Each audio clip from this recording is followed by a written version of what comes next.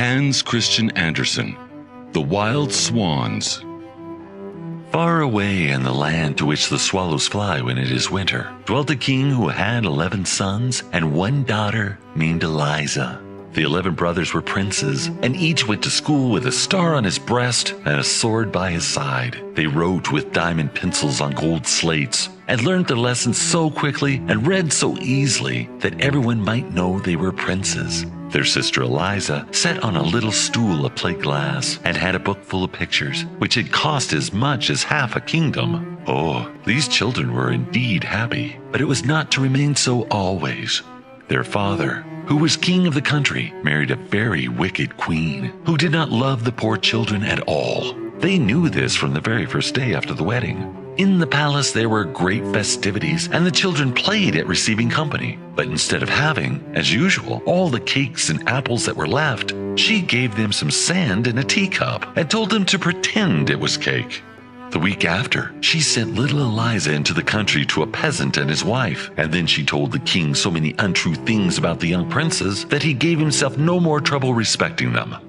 "Go out into the world and get your own living," said the queen. "Fly like great birds who have no voice." But she could not make them as ugly as she wished, for they were turned into 11 beautiful wild swans.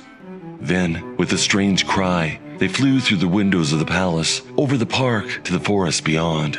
It was early morning when they passed the peasant's cottage, where their sister Eliza lay asleep in her room. They hovered over the roof, twisted their long necks and flapped their wings, but no one heard them or saw them, so they were at last obliged to fly away. High up in the clouds and over the wide world they flew till they came to a thick, dark wood which stretched far away to the seashore. Poor little Eliza was alone in her room playing with a green leaf, for she had no other playthings, and she pierced a hole through the leaf and looked through it at the sun, and it was as if she saw her brother's clear eyes, and when the warm sun shone on her cheeks, she thought of all the kisses they had given her. One day passed just like another. Sometimes the winds rustled through the leaves of the rose bush and would whisper to the roses, "Who can be more beautiful than you?" But the roses would shake their heads and say, "Eliza is." And when the old woman sat at the cottage door on Sunday and read her hymn book, the wind would flutter the leaves and say to the book, "Who can be more pious than you?" And then the hymn book would answer, "Eliza." And the roses in the hymn book told the real truth. At 15, she returned home. But when the queen saw how beautiful she was, she became full of spite and hatred towards her. Willingly would she have turned her into a swan like her brothers, but she did not dare to do so yet, because the king wished to see his daughter. Early one morning, the queen went into the bathroom. It was built of marble and had soft cushions trimmed with the most beautiful tapestry. She took 3 toads with her and kissed them, and said to one, "When Eliza comes to the bath, seat yourself upon her head, that she may become as stupid as you are." Then she said to another, "Place yourself on her forehead, that she may become as ugly as you are, and that her father may not know her. Rest on her heart," she whispered to the third. "Then she will have evil inclinations and suffer in consequence." So she put the toads into the clear water, and they turned green immediately. She next called Eliza and helped her to undress and get into the bath. As Eliza dipped her head under the water, one of the toads sat on her hair, a second on her forehead, and a third on her breast, but she did not seem to notice them. And when she rose out of the water, there were 3 red poppies floating upon it. Had not the creatures been venomous or been kissed by the witch, they would have been changed into red roses. At all events, they became flowers because they had rested on Eliza's head and on her heart. She was too good and too innocent for witchcraft to have any power over her. When the wicked queen saw this, she rubbed her face with walnut juice so that she was quite brown, and then she tangled her beautiful hair and smeared it with disgusting ointment, till it was quite impossible to recognize the beautiful Eliza. When her father saw her, he was much shocked, and declared she was not his daughter. No one but the watchdog and the swallows knew her, and they were only poor animals and could say nothing. Then poor Eliza wept and thought of her 11 brothers, who were all away. Sorrowfully, she stole away from the palace and walked the whole day over fields and moors till she came to the great forest. She knew not in what direction to go, But she was so unhappy and longed so for her brothers, who had been, like herself, driven out into the world, that she was determined to seek them. She had been but a short time in the wood when night came on, and she quite lost the path. So she laid herself down on the soft moss, offered up her evening prayer, and leaned her head against the stump of a tree. All nature was still, and the soft, mild air fanned her forehead. The light of hundreds of glowworms shone amidst the grass and the moss, like green fire, and she touched a twig with her hand, ever so lightly. The brilliant insects fell down around her like shooting stars. All night long she dreamt of her brothers. She and they were children again, playing together. She saw them writing with their diamond pencils on golden slates, while she looked at the beautiful picture book which had cost half a kingdom. They were not writing lines and letters as they used to do, but descriptions of the noble deeds they had performed, and of all they had discovered and seen. In the picture book, too, everything was living. The birds sang, and the people came out of the book and spoke to Eliza and her brothers. But as the leaves turned over, they darted back again to their places that all might be in order. When she awoke, the sun was high in the heavens, yet she could not see him, for the lofty trees spread their branches thickly over her head. But his beams were glancing through the leaves here and there, like a golden mist. There was a sweet fragrance from the fresh green verdure, and the birds almost perched upon her shoulders. She heard water rippling from a number of springs, all flowing in a lake with golden sands. Bushes grew thickly around the lake, and at one spot an opening had been made by a deer, through which Eliza went down to the water. The lake was so clear that, had not the wind rustled the branches of the trees and the bushes so that they moved, they would have appeared as if painted in the depths of the lake, for every leaf was reflected in the water, whether it stood in the shade or the sunshine. As soon as Eliza saw her own face, she was quite terrified at finding it so brown and ugly. But when she wetted her little hand and rubbed her eyes and forehead, the white skin gleamed forth once more. And after she had undressed and dipped herself in the fresh water, a more beautiful king's daughter could not be found in the wide world. As soon as she had dressed herself again and braided her long hair, she went to the bubbling spring and drank some water out of the hollow of her hand. Then she wandered far into the forest, not knowing whither she went. She thought of her brothers and felt sure that God had not forsaken her. It is God who makes the wild apples grow in the wood to satisfy the hungry. And he now led her to one of these trees, which was so loaded with fruit that the boughs bent beneath the weight. Here she held her noonday repast, placed props under the boughs, and then went into the gloomiest depths of the forest. It was so still that she could hear the sound of her own footsteps, as well as the rustling of every withered leaf which she crushed under her feet. Not a bird was to be seen. Not a sunbeam could penetrate through the large, dark boughs of the trees. Their lofty trunks stood so close together that, when she looked before her, it seemed as if they were enclosed within trellis work. Such solitude she had never known before. The night was very dark. Not a single glowworm glittered in the moss. Sorrowfully, she laid herself down to sleep, and, after a while, it seemed to her as if the branches of the trees parted over her head, and that the mild eyes of angels looked down upon her from heaven. When she awoke in the morning, she knew not whether she had dreamt this, or if it had really been so. Then she continued her wandering, but she had not gone many steps forward when she met an old woman with berries in her basket, and she gave her a few to eat. Then Eliza asked her if she had not seen 11 princes riding through the forest. "No," replied the old woman, "but I saw yesterday 11 swans, with gold crowns on their heads, swimming on a river close by." Then she led Eliza a little distance further to a sloping bank, and at the foot of it wound a little river. The trees on its banks stretched their long leafy branches across the water towards each other, and where the growth prevented them from meeting naturally, the roots had torn themselves away from the ground so that the branches might mingle their foliage as they hung over the water. Eliza bade the old woman farewell and walked by the flowing river till she reached the shore of the open sea. And there, before the young maiden's eyes, lay the glorious ocean, but not a sail appeared on its surface. Not even a boat could be seen. How was she to go farther? She noticed how the countless pebbles on the seashore had been smoothed and rounded by the action of the water.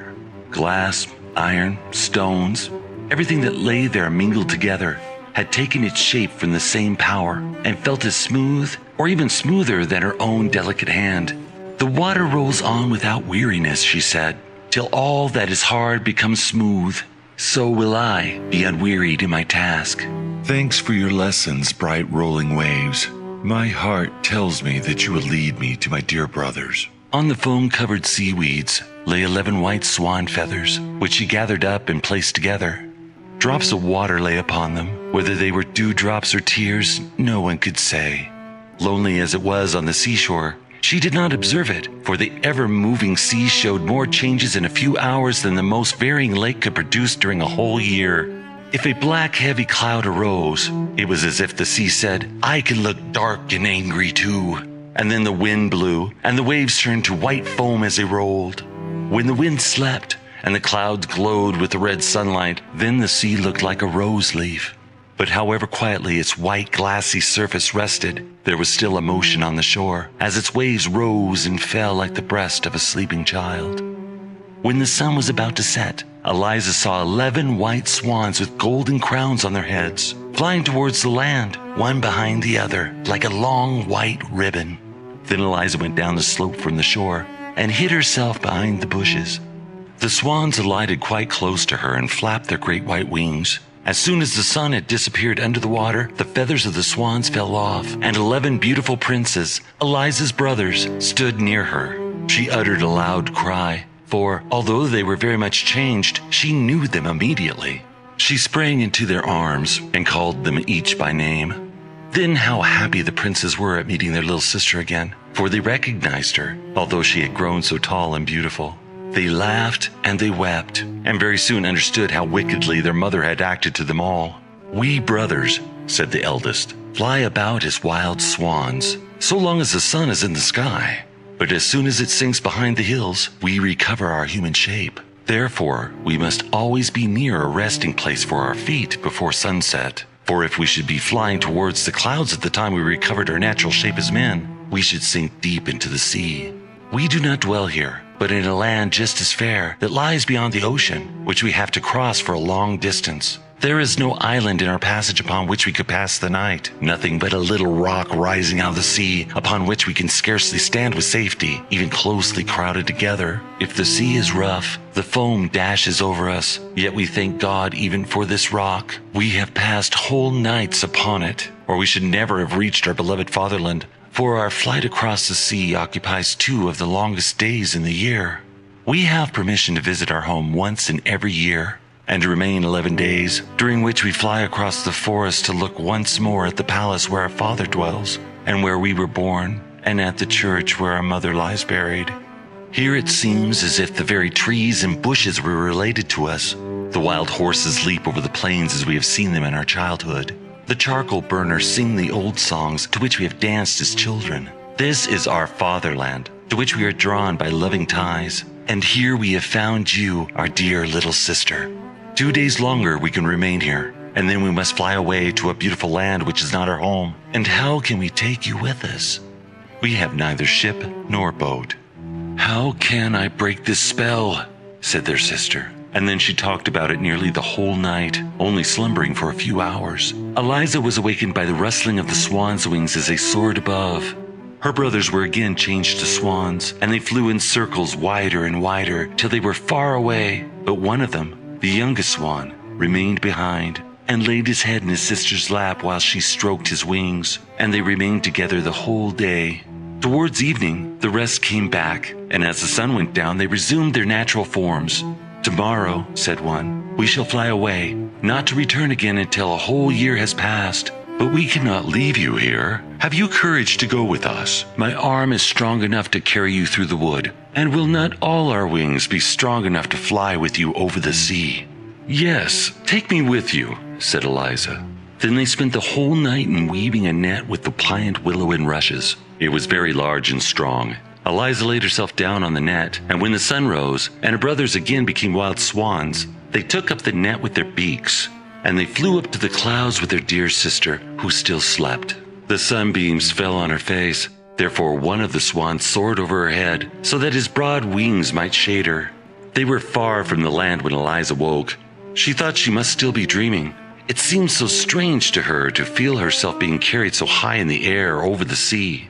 By her side lay a branch full of beautiful ripe berries and a bundle of sweet roots. The youngest of her brothers had gathered them for her and placed them by her side. She smiled her thanks to him. She knew it was the same who had hovered over her to shade her with his wings.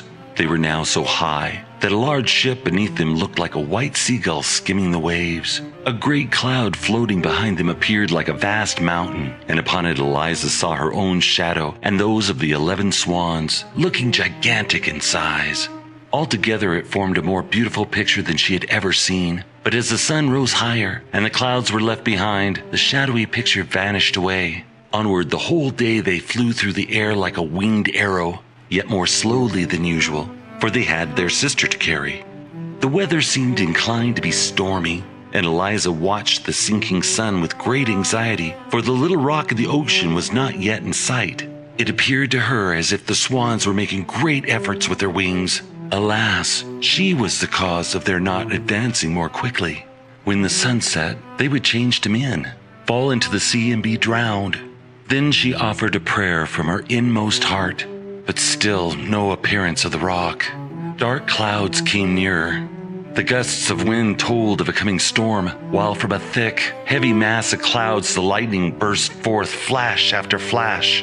The sun had reached the edge of the sea when the swans darted down so swiftly that Eliza's head trembled. She believed they were falling, but they again soared onward. Presently she caught sight of the rock just below them, and by this time the sun was half hidden by the waves. The rock did not appear larger than a seal's head thrust out of the water. They sunk so rapidly that at the moment their feet touched the rock, it shone only like a star, and at last disappeared like the last spark in a piece of burned paper. Then she saw her brothers standing closely round her with their arms linked together. There was but just room enough for them, and not the smallest space to spare. The sea dashed against the rock and covered them with spray. The heavens were lighted up with continual flashes, and peal after peal of thunder rolled. But the sister and brothers sat holding each other's hands and singing hymns from which they gained hope and courage. In the early dawn, the air became calm and still, and at sunrise the swans flew away from the rock with Eliza. The sea was still rough, and from their high position in the air, the white foam on the dark green waves looked like millions of swans swimming on the water. As the sun rose higher, Eliza saw before her, floating on the air, a range of mountains with shining masses of ice on their summits. In the center rose a castle apparently a mile long, with rows of columns rising one above another, while around it palm trees waved and flowers bloomed as large as mill wheels. She asked if this was the land to which they were hastening. The swans shook their heads, for what she beheld were the beautiful, ever-changing cloud palaces of the Fata Morgana, into which no mortal can enter.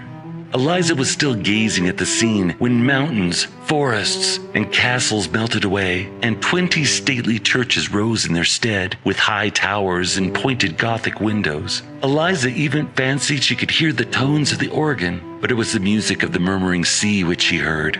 As they drew nearer to the churches, they also changed into a fleet of ships, which seemed to be sailing beneath her. But as she looked again, she found it was only a sea mist gliding over the ocean. So there continued to pass before her eyes a constant change of scene, till at last she saw the real land to which they were bound, with its blue mountains, its cedar forests, and its cities and palaces. Long before the sun went down, she sat on a rock in front of a large cave, on the floor of which the overgrown yet delicate green creeping plants looked like an embroidered carpet. "Now we shall expect to hear what you dream of tonight," said the youngest brother as he showed his sister her bedroom. "Heaven grant that I may dream how to save you," she replied. And this thought took such hold upon her mind that she prayed earnestly to God for help. And even in her sleep she continued to pray. Then it appeared to her as if she were flying high in the air towards the cloudy palace of the Fata Morgana, and a fairy came out to meet her, radiant and beautiful in appearance, and yet very much like the old woman who had given her berries in the wood, and who had told her of the swans with the golden crowns on their heads. "Your brothers can be released," said she, "if you have only courage and perseverance. True, water is softer than your own delicate hands, and yet it polishes stones into shapes. It feels no pain as your fingers would feel. It has no soul, and cannot suffer such agony and torment as you will have to endure.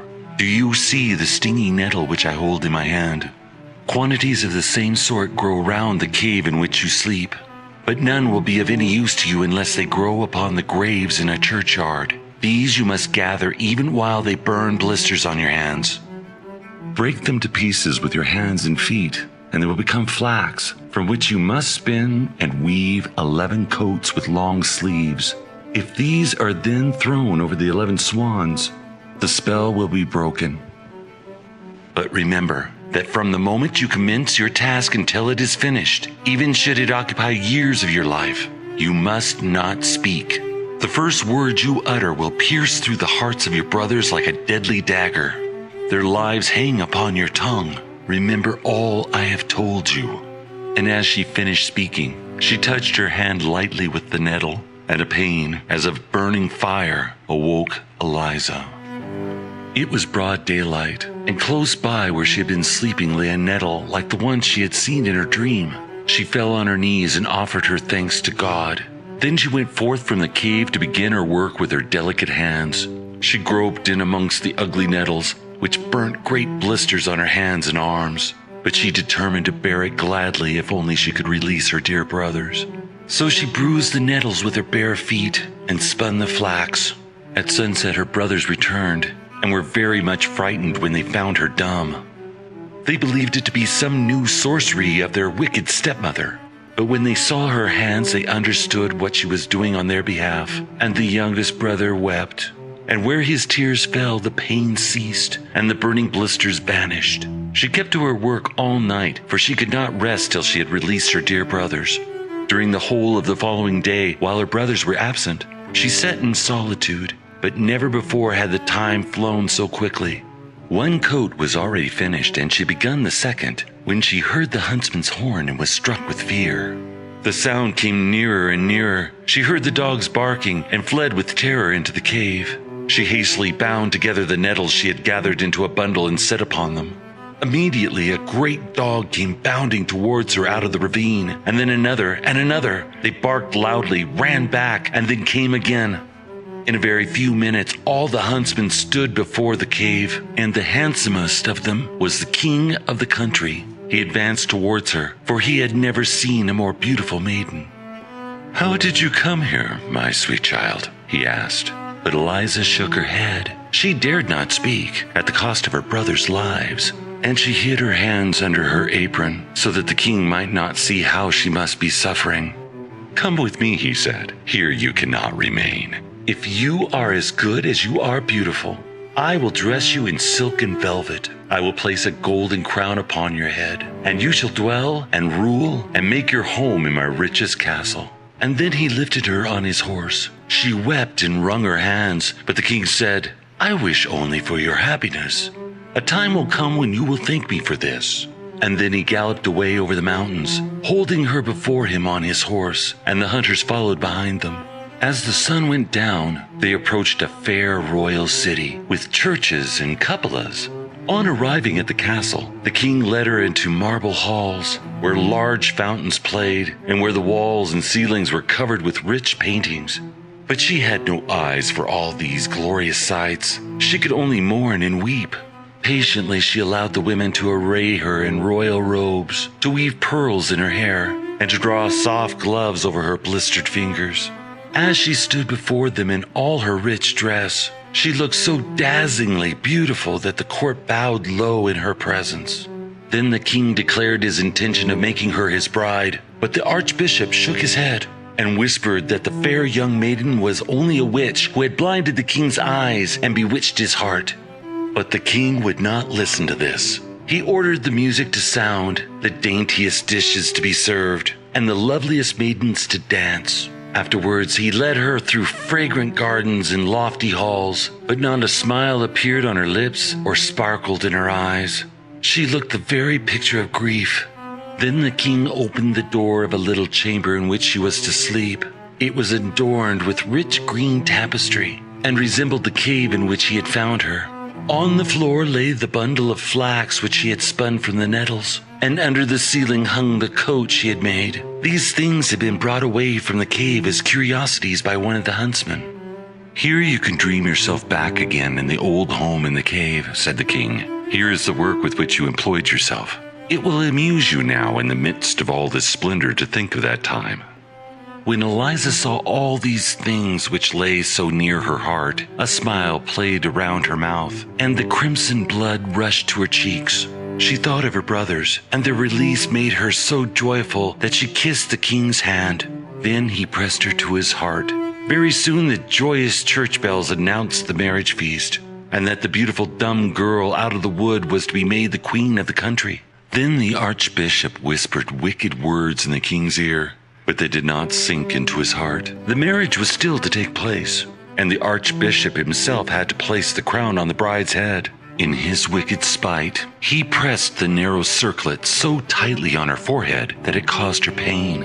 But a heavier weight encircled her heart, sorrow for her brothers. She felt not bodily pain. Her mouth was closed. A single word would cost the lives of her brothers. But she loved the kind, handsome king, who did everything to make her happy more and more each day. She loved him with all her heart, and her eyes beamed with the love she dared not speak. Oh, if she had only been able to confide in him and tell him of her grief. But dumb she must remain till her task was finished. Therefore, at night she crept away into her little chamber, which had been decked out to look like the cave, and quickly wove one coat after another. But when she began the 7th, she found she had no more flax. She knew that the nettles she wanted to use grew in the churchyard, and that she must pluck them herself. How should she get out there? "Oh, what is the pain in my fingers to the torment which my heart endures?" said she. "I must venture. I shall not be denied help from heaven." Then, with a trembling heart, as if she were about to perform a wicked deed, she crept into the garden in the broad moonlight and passed through the narrow walks and the deserted streets till she reached the churchyard. Then she saw on one of the broad tombstones a group of ghouls. These hideous creatures took off their rags as if they intended to bathe, and then clawing open the fresh graves with their long, skinny fingers, pulled out the dead bodies and ate the flesh. Eliza had to pass close by them, and they fixed their wicked glances upon her, but she prayed silently, gathered the burning nettles, and carried them home with her to the castle.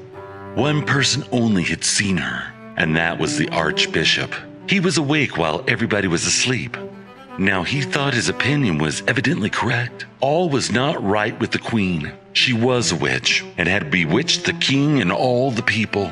Secretly he told the king what he had seen and what he feared. And as the hard words came from his tongue, the carved images of the saints shook their heads as if they would say, "It is not so. Eliza is innocent." But the archbishop interpreted it in another way. He believed that they witnessed against her and were shaking their heads at her wickedness. 2 large tears rolled down the king's cheeks, and he went home with doubt in his heart. And at night he pretended to sleep, but there came no real sleep to his eyes. For he saw Eliza get up every night and disappear in her own chamber. From day to day his brow became darker, and Eliza saw it and did not understand the reason, but it alarmed her and made her heart tremble for her brothers. Her hot tears glittered like pearls on the regal velvet and diamonds, while all who saw her were wishing they could be queens. In the meantime, she had almost finished her task. Only 1 coat of mail was wanting, but she had no flax left, and not a single nettle. Once more only, and for the last time, must she venture to the churchyard and pluck a few handfuls. She thought with terror of the solitary walk and of the horrible ghouls, but her will was firm, as well as her trust in Providence. Eliza went, and the king and the archbishop followed her. They saw her vanish through the wicket gate into the churchyard, and when they came nearer they saw the ghouls sitting on the tombstone, as Eliza had seen them, and the king turned away his head, for he thought she was with them, she whose head had rested on his breast that very evening. "The people must condemn her," said he, and she was very quickly condemned by everyone to suffer death by fire. Away from the gorgeous regal halls was she led to a dark, dreary cell, where the wind whistled through the iron bars. Instead of the velvet and silk dresses, they gave her the coats of mail which she had woven to cover her, and the bundle of nettles for a pillow. But nothing they could give her would have pleased her more.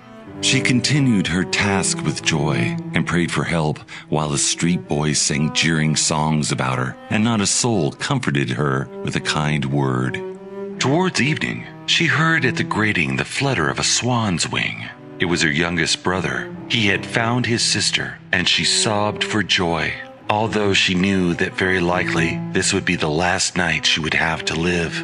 But still she could hope, for her task was almost finished, and her brothers were come. Then the archbishop arrived, to be with her during her last hours, as he had promised the king. But she shook her head and begged him, by looks and gestures, not to stay. For in this night she knew she must finish her task, otherwise all her pain and tears and sleepless nights would have been suffered in vain. The archbishop withdrew, uttering bitter words against her, but poor Eliza knew that she was innocent, and diligently continued her work. The little mice ran about the floor. They dragged the nettles to her feet, to help as well as they could. And the thrush sat outside the grating of the window and sang to her the whole night long as sweetly as possible to keep up her spirits. It was still twilight and at least an hour before sunrise when the 11 brothers stood at the castle gate and demanded to be brought before the king. They were told it could not be. It was yet almost night, and as the king slept they dared not disturb him. They threatened, they entreated. Then the guard appeared, and even the king himself, inquiring what all the noise meant. At this moment the sun rose. The 11 brothers were seen no more, but 11 wild swans flew away over the castle. And now all the people came streaming forth from the gates of the city to see the witch burnt. An old horse drew the cart on which she sat. They had dressed her in a garment of coarse sackcloth. Her lovely hair hung loose on her shoulders. Her cheeks were deadly pale. Her lips moved silently, while her fingers still worked at the green flax. Even on the way to death, she would not give up her task. The 10 coats of mail lay at her feet. She was working hard at the 11th, while the mob jeered her and said, "See the witch, how she mutters. She has no hymn book in her hand. She sits there with her ugly sorcery. Let us tear it in 1,000 pieces." And then they pressed towards her and would have destroyed the coats of mail. But at the same moment, 11 wild swans flew over her and lighted on the cart. Then they flapped their large wings and the crowd drew on one side in alarm. "It is a sign from heaven that she is innocent," whispered many of them, but they ventured not to say it aloud. As the executioner seized her by the hand to lift her out of the cart, she hastily threw the 11 coats of mail over the swans, and they immediately became 11 handsome princes. But the youngest had a swan's wing instead of an arm, for she had not been able to finish the last sleeve of the coat. "Now I may speak," she exclaimed. "I am innocent." Then the people who saw what happened bowed to her as before a saint, but she sank lifeless in her brother's arms, overcome with suspense, anguish, and pain.